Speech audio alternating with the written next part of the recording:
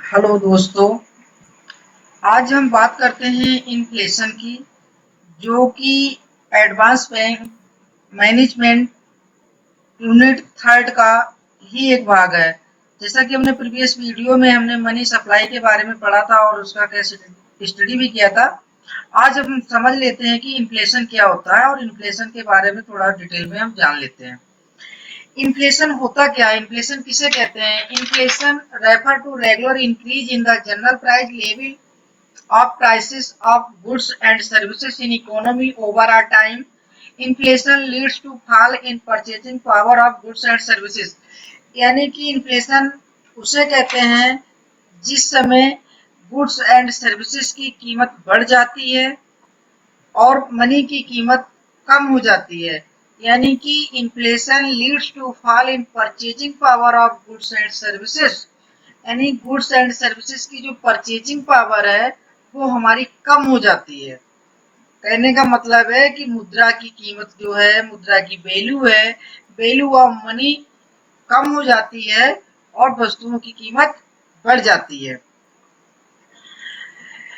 That means same amount of value can purchase fewer goods and services. जो हम कुछ दिन पहले या कुछ महीने पहले जितनी पैसे में जितनी वस्तुएं हम खरीद सकते थे उतने पैसों में आज की तारीख में हम वस्तुएं नहीं खरीद पा रहे हैं। यानी कि पहले से हम आज की तारीख में कम वस्तुएं खरीद पा रहे हैं, जिसका रीजन क्या है? इन्फ्लेशन हो रहा है। सिंपल सी चीज है। Inflation of having to impact of economy. जो इंडियन इकोनॉमी है इस पर इसके दो इम्पैक्ट पड़ते हैं। यानी हम कह सकते हैं इसके दो इफेक्ट पड़ते हैं इकोनॉमी पे कि इकोनॉमी को ये किस तरह से इफेक्ट करता है, यानी इसके क्या इम्पैक्ट हो। इसके दो इम्पैक्ट होते हैं, एक पॉजिटिव इम्पैक्ट और एक निगेटिव इम्पैक्ट। आइए हम बात कर लेते हैं कि पॉजिटिव इम्पैक्ट क्या होता है। पॉजिटिव इम्पैक्ट जो होता है ये help in bringing in economy out from recession. कि ये रिसेशन से, यानी कि जब मंदी का दौर होता है, मंदी के दौर से बाहर निकलने के लिए जब वस्तुओं की कीमत बढ़ जाती है तो उसको कहते हैं पॉजिटिव इम्पैक्ट। यानी वस्तुओं की कीमत बढ़ गई, मनी की वैल्यू ऑफ मनी की कम हो गई, तो ये क्या होगा? Positive impact. दूसरा इसका होता है निगेटिव। निगेटिव का मतलब होता है कि impact inflation effect is loss in real value of money. कि जो मनी की वैल्यू है वो जिसकी रियल वैल्यू है वो रियल वैल्यू कहीं ना कहीं क्या हो रही है? कम हो जा रही है। आगे आते हैं, देयर आर थ्री रीजन या टाइप ऑफ इन्फ्लेशन। इन्फ्लेशन के sorry there are two reason और टाइप ऑफ इन्फ्लेशन। यानी इन्फ्लेशन के टू रीजन है या हम कह सकते हैं दो टू टाइप है। पहला है डिमांड पुल इन्फ्लेशन। यानी डिमांड, पहला रीजन इन्फ्लेशन का क्या है? डिमांड। दूसरा रीजन क्या है? कॉस्ट।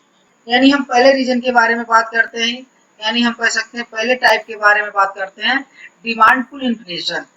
मतलब जब वस्तुओं की मार्केट में बहुत ज्यादा डिमांड हो जाए और सप्लाई डिमांड के मुताबिक ना हो तो क्या होगा? Shortage of goods services. और तब उस कंडीशन में क्या होगा? प्राइस बढ़ जाएगा, यानी इन्फ्लेशन हो जाएगा। Second, cost pull inflation. Cost pull inflation क्या होता है? When increase the cost of production of goods and services. जब गुड्स हम जब गुड्स एंड सर्विसेज की प्रोडक्शन में कॉस्ट ज्यादा आने लगी तो वो हमारा क्या होगा? कॉस्ट पुल इन्फ्लेशन होगा। आइए आगे बात करते हैं कि मेजर्स ऑफ इन्फ्लेशन। इन्फ्लेशन को कैसे मापा जाता है, इन्फ्लेशन को कैसे नापा जाता है, इसको कैसा मेजरमेंट किया जाता है। तो इन्फ्लेशन के नापने का जो फार्मूला है, यानी कैलकुलेट करने का फार्मूला है, वो ये है कि price index in the current year minus price index in the base year divide by price index in the base year multiplication bye 100। ये रहा आपका फार्मूला, ये वाला। आगे आइएगा, the increase in the general price level of goods and services measured by a price index। यानी इसको मतलब the increase of in general price level of goods and services measured by a price index. और इसको price index के नाम से जाना जाता है, जिससे कैलकुलेट किया जाता है, जिसे मेजर किया जाता है। There are some important price indexes in India. India में कुछ प्राइस प्राइस इंडेक्सेस जो हैं वो ये है। पहला जो है डब्ल्यू पी आई यानी कि होलसेल प्राइस इंडेक्स। सेकंड है एफ आई आई यानी फूड इन्फ्लेशन इंडेक्स। थर्ड है C P I consumer price price index. चौथा है जीडीपी डिफ्लेटर। आइए हम बात कर लेते हैं कि ये तो हम लोगों को आई थिंक सारा समझ में आ गया होगा। आइए अब हम एक स्टडी के बारे में बात कर लेते हैं। उसका टेबल ए है, एक क्वांटिटी है। 2000 मतलब 2018 क्या था, हमारा बेस ईयर था 2019 और 2020। 2020 it is my current year. तो इसको कैलकुलेट कैसे करते हैं जीडीपी प्राइस डिफ्लेटर को। इसमें nominal GDP divide by real GDP multiplication bye 100। इससे हमारा क्या निकल के आ जाएगा, जीडीपी प्राइस डिफ्लेटर। आइए हम देखते हैं where needed to GDP nominal and GDP. अब देखिए जीडीपी प्राइस डिफ्लेटर को कैलकुलेट करने के लिए हमें नॉमिनल जीडीपी और रियल जीडीपी का पता होना अनिवार्य है। तो आइए कैलकुलेट कर देखते हैं कि जीडीपी नॉमिनल क्या होती है। The nominal GDP is the value of all the final goods and services that an economy produced during the given year। यानी एक किसी भी एक फाइनेंशियल ईयर में, किसी भी दिए हुए साल में जो total value of final goods की है वो जीडीपी नॉमिनल कहलाती है। जैसा कि इसके स्थिति के बारे में अगर हम बात करें तो हमारा क्या होगा, current year of final goods and services. यानी कि करंट ईयर क्या 2020 है, तो कॉमोडिटी बी यानी 62,155। ये पूरा का पूरा क्या है, नॉमिनल है, नॉमिनल जीडीपी है। ये जो हमने हाईलाइट किया है नॉमिनल जीडीपी है। ठीक है, आगे हम बात करते हैं। तो हम नॉमिनल जीडीपी को इनसे सारे से कैलकुलेट कर लेंगे। जैसा अभी हमने कहा कि सारा ये जो सारा पोर्शन है, ये सब ये सारा का सारा पोर्शन क्या है, ये सारा का पोर्शन क्या है, ये जीडीपी नॉमिनल है। ये जीडीपी नॉमिनल है तो यानी 60 का इससे मल्टीप्लिकेशन करेंगे। 60 multiplication by 2000 is equal to जितना भी आएगा उतना हम लिख लेंगे। यानी कितना आ जाएगा, 1,20,000। इधर हमारा इधर क्या आ जाएगा, 150 multiplication by 500 is equal to 75,000। यानी टोटल हमारा जो क्या आ जाएगा निकलकर 1,95,000। ये क्या आ जाएगी हमारी नॉमिनल जीडीपी। नेक्स्ट आइए कल देखते हैं कि रियल जीडीपी क्या होती है। Real GDP is the total value of all the final goods and services then an economy produce a given year. ये क्या होती है कि all the final goods total value, यानी टोटल वैल्यू उसमें क्या था, ऑल द फाइनल गुड्स। और रियल में क्या आ रहा है, total value of the total value of all the final goods and services that an economy produce a given year। ठीक है, इसका फार्मूला क्या होता है कि real GDP base year price multiplication current year quantity, base year price multiplication current year quantity. यानी base year price क्या है इसमें 50 है और करंट ईयर क्वांटिटी क्या है 2000 है।